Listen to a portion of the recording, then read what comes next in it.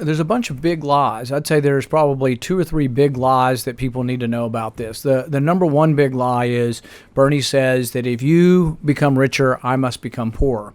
That the economic pie is not getting bigger for everybody.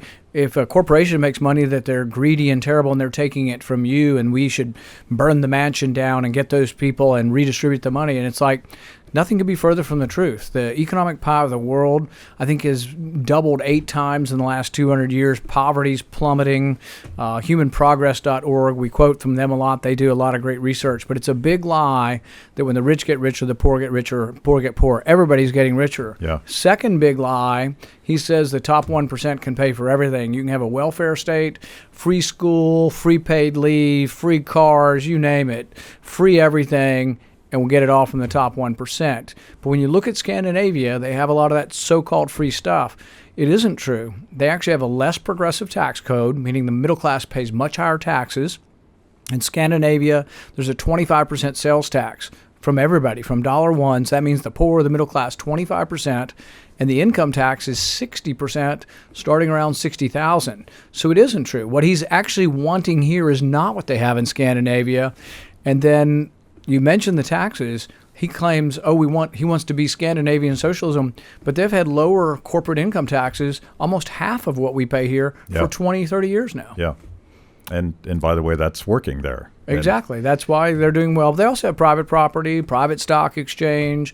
The economic indexes rank Scandinavia as being really in the top 10 freest countries, not in the top 10 socialist. In fact, one of the pushbacks to him is when he says, Denmark's socialist, very quickly the prime minister of Denmark says, no, we're not. He's afraid people want to do business in Denmark are going to be like, they won't come here because if they think we're socialist, and we're not. So, Bernie, you need to pipe down, about what you're saying about our country. Another section in the book that I don't think a lot of people will have read before is a chapter on eugenics and the history of sort of the intellectual movement. Early true progressivism and eugenics were very much hand in hand, and it was that elitist top down. Right. We're actually going to re-engineer the human being. Right. I think you could say it's not true that all socialists were eugenicists, but it is true that almost all eugenicists were socialists. Yeah. And eugenics basically is this belief that people with lesser genetics or lesser DNA or imperfections should be excluded, either by not letting them be born or by eliminating them. And so Margaret Sanger, founder of Planned Parenthood, was big on eugenics. So were a lot of pretty famous people. Most of them were also socialist at the same time.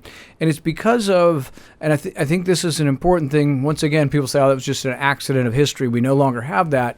But really, is it an idea that the individual doesn't matter, that the collective's important? And if the hive could be better if we eliminated the lesser people in the hive, it's about the hive. Whereas those of us who believe in capitalism and individual liberty say it's all about the individual. Now, the collective does very well if you give the individual liberty, and so it really is the most prosperous form of an economic equation. But we do it because of the liberty part, not necessarily because of the prosperity part.